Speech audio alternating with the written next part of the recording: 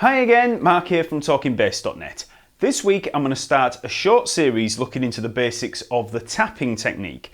Now if you've not visited talkingbass.net then go check it out.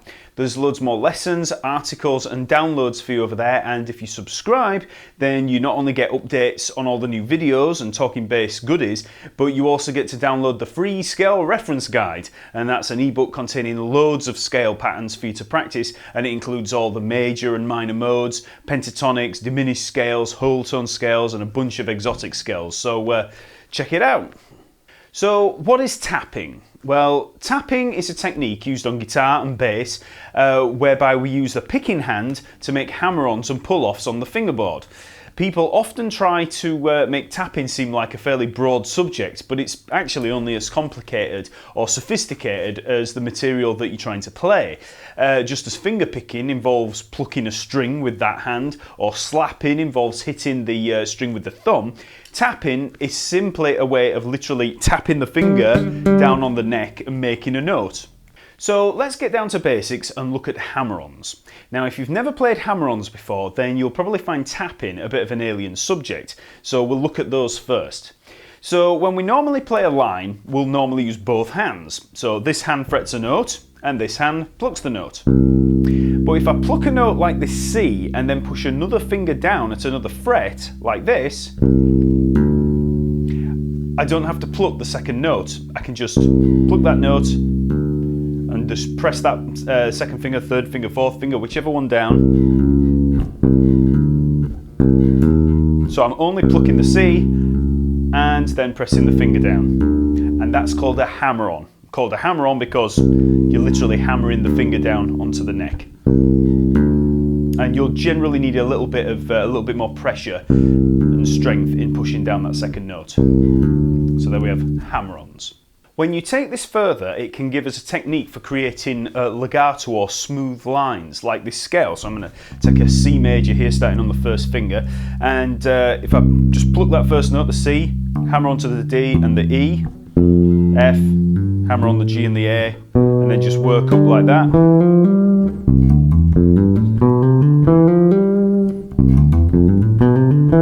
So I'm only plucking the first note on each string.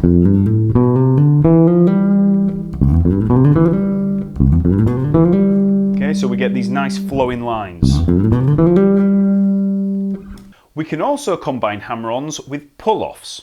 Now, pull-off involves playing a note, so let's say that's C there, and then just flicking it or pulling it off down to the next fretted note below. So there I'm fretting the B flat, the third fret of the G string, and I'm actually fretting there above it the C, the fifth fret. So I've got that B flat held below it. So if I play the C there and then just let that third finger pull off the side of the string, we don't lift it straight off like that, we have to actually pull it off as if we were actually plucking the note. You know, it's the same action as plucking the note there, but just in the opposite direction. And if there's no note held below, you can actually pull off to an open string there, and it works with any finger. So a pull off is just literally pulling off a note to the next one below. So if we combine hammer-ons and pull-offs, we can get things like trills or any kind of legato line. So if I take a B flat there, just as we did before, fret that B flat and then hammer on to the C, I can then pull off from the C back to the B flat, hammer on, pull off, hammer on, pull off, and I'm not using this hand at all, we just get that little trill. Okay? So that's the basic idea behind hammer-ons and pull-offs. They're simply a means of playing notes without the need for plucking. But we can also hammer on without having that initial pluck at the start, you know, hammering on from a pluck. All we have to do is simply hammer the finger down on a note, and hey presto, there it is. So there, I'm not plucking at all.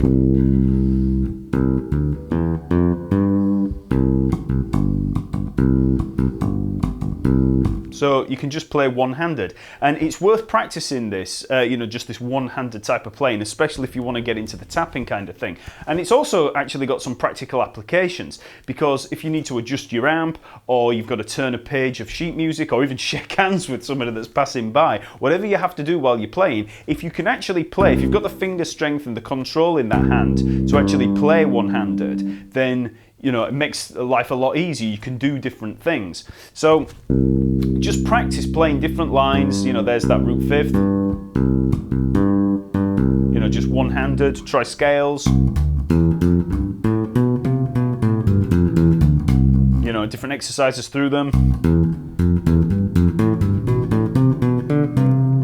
Just anything at all, okay? Just with that one hand, just with the fretting hand. So now we have a grasp on hammer-ons and pull-offs, we can start to bring this other hand into play. Now in this first lesson, I'm going to concentrate on what I would consider linear tapping. Now that involves pretty much hammer-ons and pull-offs along one string. And a lot of this is to do with the pull-offs, because we can actually move across the strings, but the pull-offs are all down one string, as you'll see. But when we do this, we can come up with runs and lines that sound like this. Okay, sort of run down through a scale, or we might get arpeggio patterns that move across the strings like this.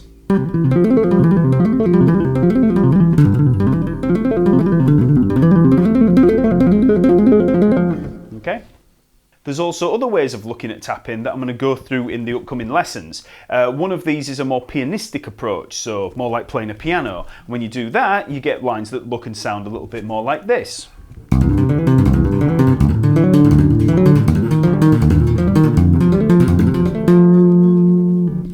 There's also a variation on this type of tapping that's probably best described as a contrapuntal approach, and that's where we play a bass line and a melody both at the same time, and that can sound like this.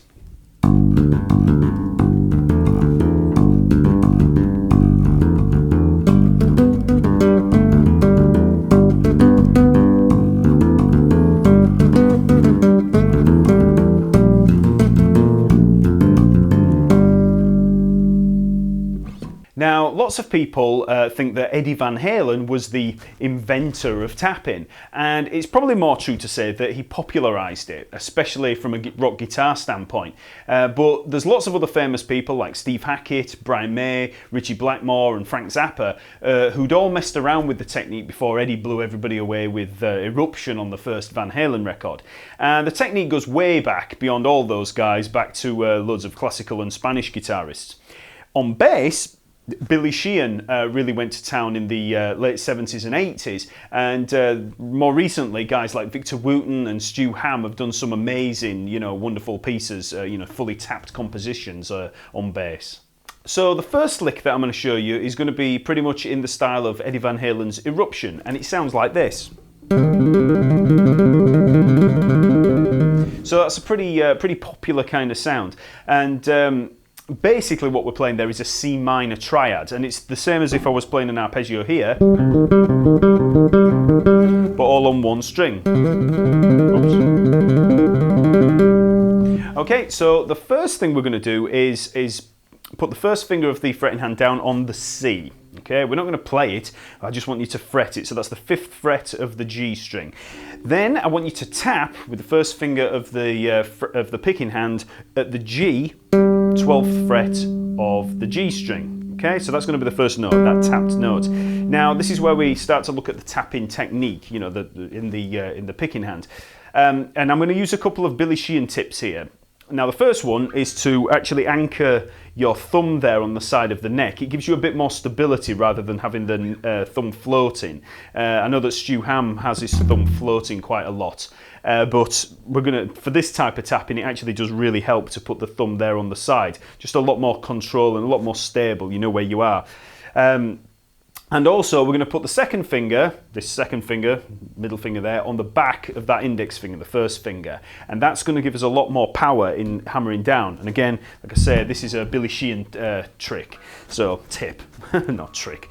So we're going to tap down on that G there. So And you can see that I've got the arm at a bit of a funny angle here. I'm not side on like that, so the fingers aren't aiming down the neck. I'm actually across the neck, so we're parallel with the frets. So if you were to look at that first finger, it's actually like a fret there moving up. So we've got the second finger down on the back, we've got the thumb there, and just hammer down onto that G there, the 12th fret. And like I say, we've got the C already fretted here with the first finger. So once we've plucked that, we've tapped that, we pull off there to the C. Okay. Now we're not pulling off like a guitarist often do. They often pull off to the side there, off the side of the neck. We're actually pulling off into ourselves here, so towards me. So we're going to come to rest on that D string. So it's very much the same technique or action as plucking, finger picking there. We pluck the string and come to rest, rest stroke on the next string down. So we tap and then just let it go. We just slip off the side of the string as if we were plucking.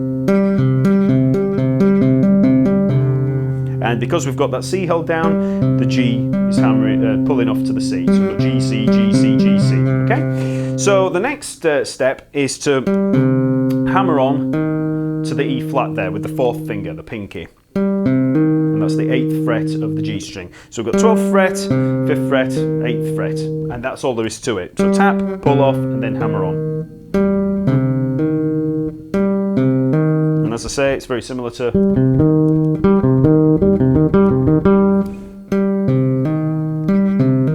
And then all we do is speed it up. And you want to take it nice and slowly. You want a nice even tone.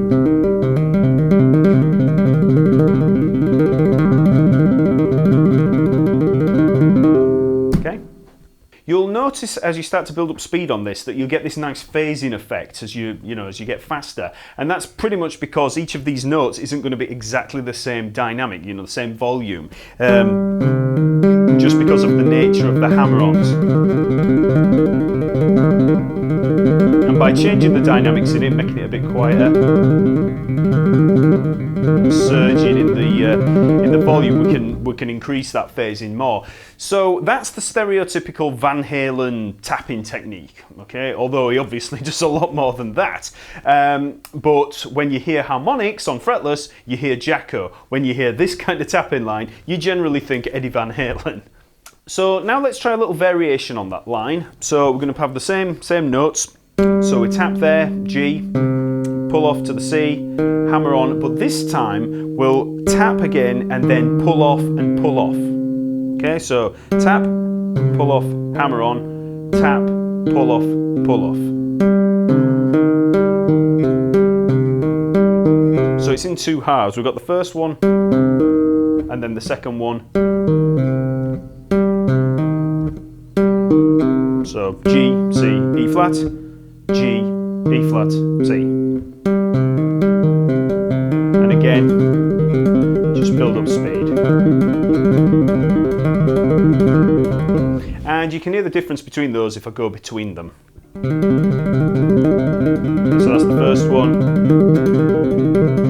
that's the second one. Okay.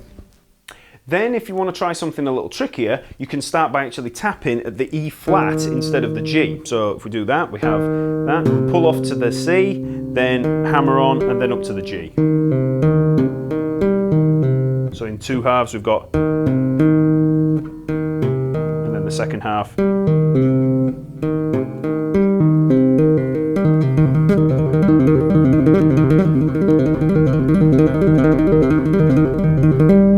Okay, so it's just a different variation. So that's 3 different ways of creating basic tap patterns out of that one single C minor arpeggio, okay, that single triad. So let's try with a few different other triads. So first of all, we'll start with a C major instead of C minor. That's easy to do because all we've got to do is raise the 3rd upper semitone or half step. So there's the C minor, we've got the E flat there, 8th fret of the G string, we just take it up to the 9th fret there, we have C major.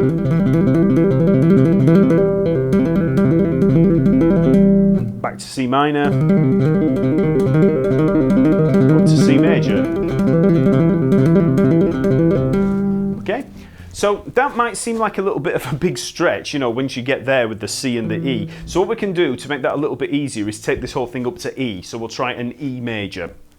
So for that, we'll be taking the E there, fret the E, and we'll want to take this B up here, the 5th.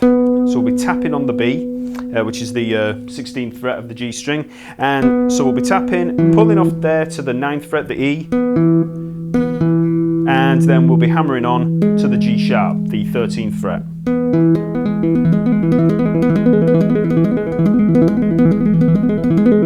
Or with the original Van Halen type 1. And again, we can move back to the E minor by just dropping that 3rd.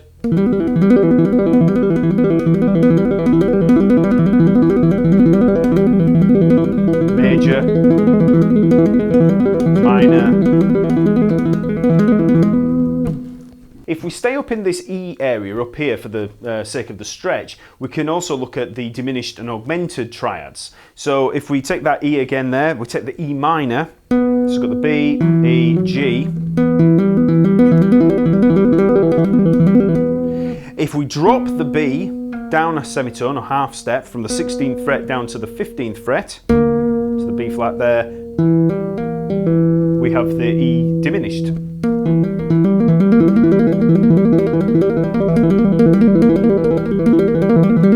Okay, and if we want an augmented triad, we just take the E major. So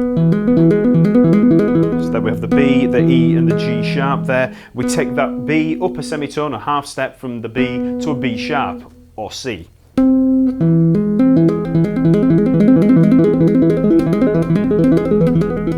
Okay, so that's going between major there, take the top note up to an augmented.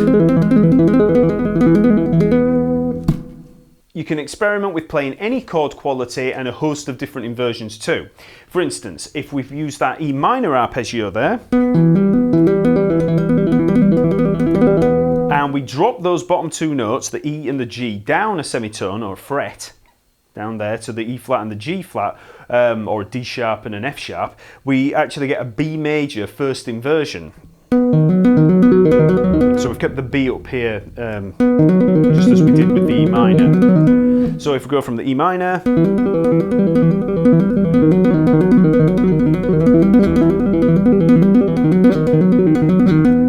so that's a chord 1 and chord 5 in the key of E minor. E minor, B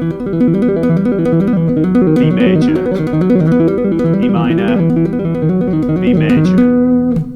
So now let's have a look at a standard chord progression that we can work through using these arpeggio shapes. So we'll play this one in F major, the key of F major, and we're going to play F major for 2 bars, G minor for a bar, and then C major for a bar. So it's going to be using the same patterns that we've used before, just moving them around. So the first pattern is going to be F major. So we're going to be tapping the C there, 17th fret of the G string, and then we're going to pull off to the F, 10th fret of the G string, and then hammer on to the A, there, the 14th fret of the G string. So, and I'll use the up and down tapping pattern. So,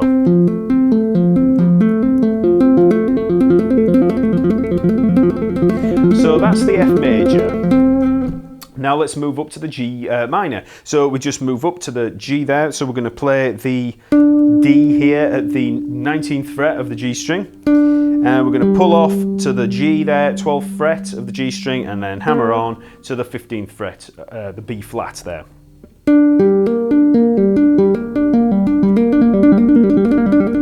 So that's the G minor. Then we're going to move down to C major. So this is going to be the G there, the 17th fret of the D string. Pull off down to the C there, the 10th fret of the D string, and then hammer on to the E there, 14th fret of the D string. So we're actually moving across strings now. And then we just go between them. So we start with the F major for 2 bars, up to G minor,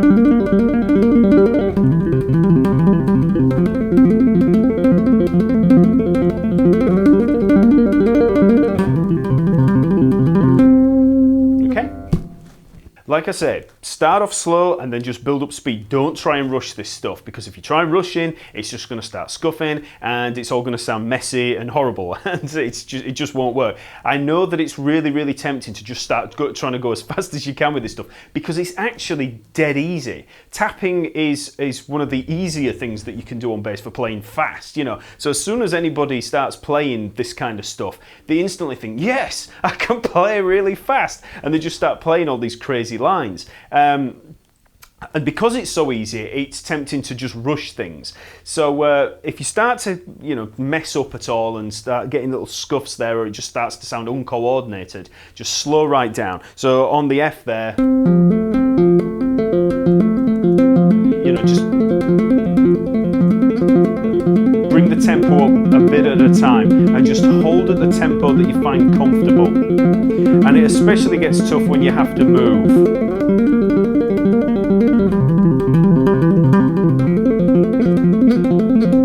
Okay. For a variation on this chord progression, we can actually play it in the key of F minor as opposed to F major. And when we do that, the chord progression changes from F major to F minor and from G minor to G diminished, sorry. So we've got F minor for 2 bars, G diminished for a bar, and C major for a bar, so the C remains the same. And that's really easy to change, because if we take the original F major that we were playing, we obviously just drop that A down to an A flat. And then what we're going to do is move up, just as we did, so the G and the B flat are in exactly the same place, but the tapping hand just moves up to the 18th fret, so we don't move it up a full tone. So this goes up to the D flat instead of the D. So, oops, sorry, F minor, up to G diminished.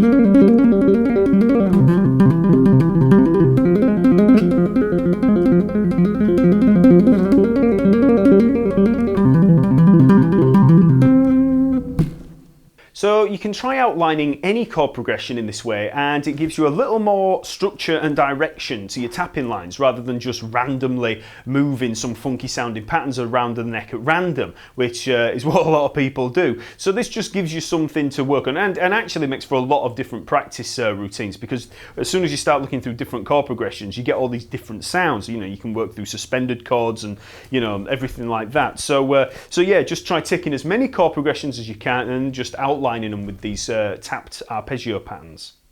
So now we've tried playing arpeggios that are fairly wide-ranging shapes, we can try some more scalar ideas. So when you try playing scale bass lines and runs around the neck like this, the tapping finger really does just become a replacement for one of the fretting hand fingers, and it serves to give you these really legato sounding lines, and it makes fast runs really, really easy. So let's first just try something really simple. We're going to take the notes C, B, A, up and down up here, and if we try just finger picking that, we get a certain sound, and we're probably going to be limited by the speed that we can play it. Okay, but if we bring the tapping finger into play, we can tap that top C there, and then we just pull off to the B and the A and back, hammer-ons. Okay, so tap the C, pull off to the B, pull off to the A, then hammer on to the B, and we're back to the C. So that's instead of, and as you build up speed, so we're working in a much more confined area than we did with, you know, these big arpeggio patterns. We're actually using it to create runs. We can also create a variation on that line using those exact same 3 notes, the C, the B and the A, by tapping on the C, then pulling off to the A instead of the B, then hammering onto the B, then tapping on the C again, pull off to the B, pull off to the A. So it's a little bit different to that first line that was just down and up. This one. So this is a lot more similar to,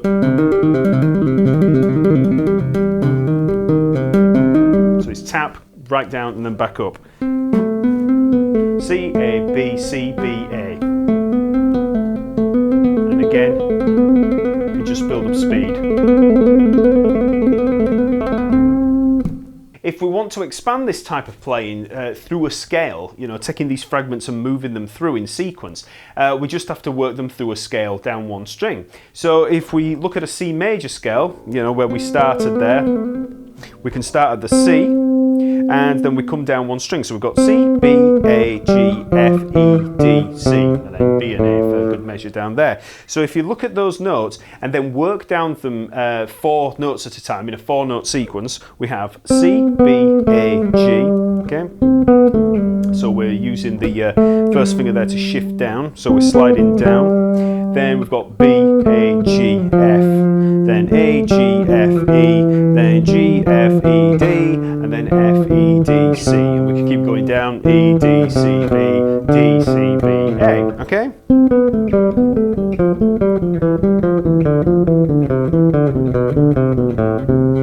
So that's going to be the line that we're going to play. So just practice that line finger pick to start off with, just so you can get those notes under your fingers. Then you can start to incorporate the tapping finger. So we get into position, first of all, with the B and the A below, and we just tap the C. Okay, then pull off, and slide. So we've got C, B, A, G. 17th fret, 16th fret, 14th fret, 12th fret. And then we just work our way down through the patterns that we've just played.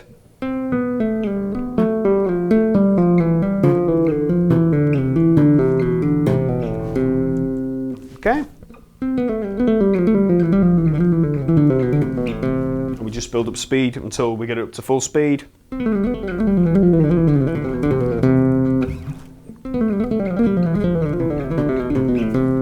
Okay?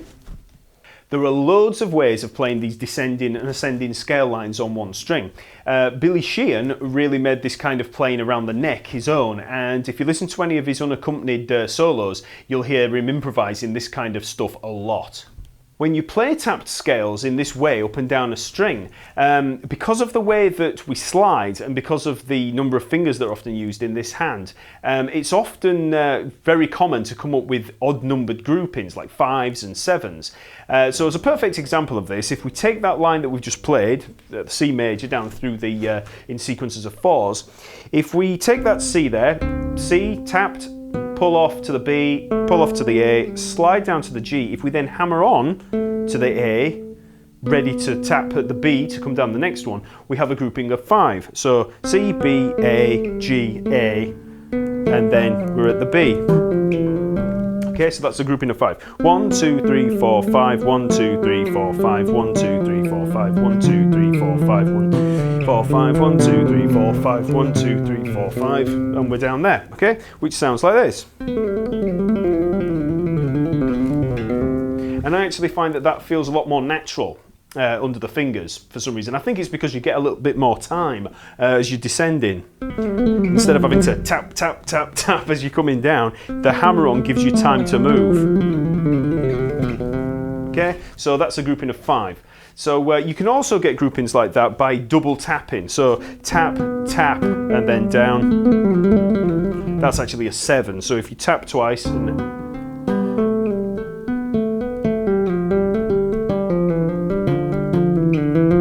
okay, 1, 2, 3, 4, 5, 6, 7, 1, 2, 3, 4, 5, 6, 7, 1, 2, 3, 4, 5, 6, 7, etc. So again, that's a grouping of 7, which, you know, on the face of it, if you saw that on paper, would look quite complicated and possibly scary. Actually, it can seem a lot easier because you've just got more time to think. Okay?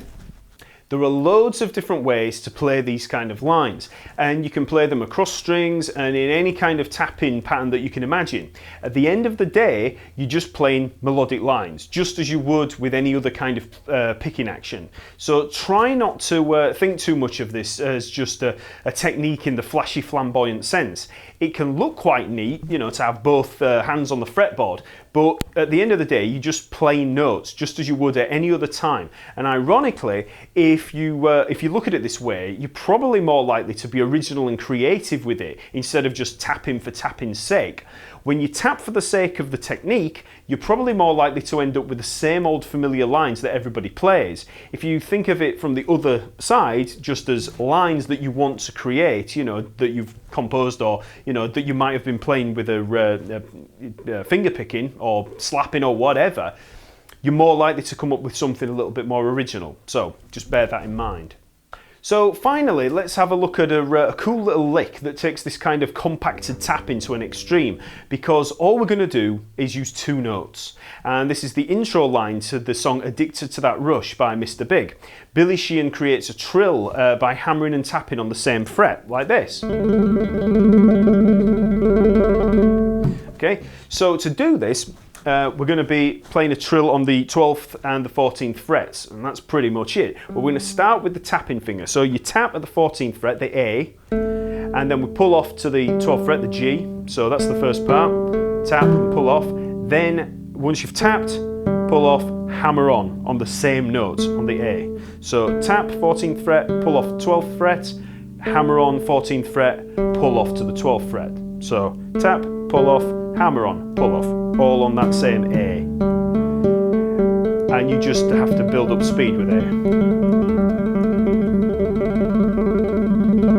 And the hard thing about this is probably just getting your fingers out of the way when the other one's coming in. So as soon as you pluck it, you got to get it out of the way. And be careful when you play this, not to just, when you hammer on, just lift the finger off. You've got to do a proper pull off, you know, so tap, pull off. So you want to hear that G at the 12th fret. Hammer on, pull off. Tap, pull off. Hammer on, pull off. And there's a lot of strength needed in this. So, okay, and like I say, start slow and just build up speed. Okay, so that's an introduction to tapping and some of the basic applications for the technique. The next lesson is going to deal with a more piano-like approach to tapping that you might have seen from guys like Stanley Jordan or Stu Hamm or Victor Wooten on bass.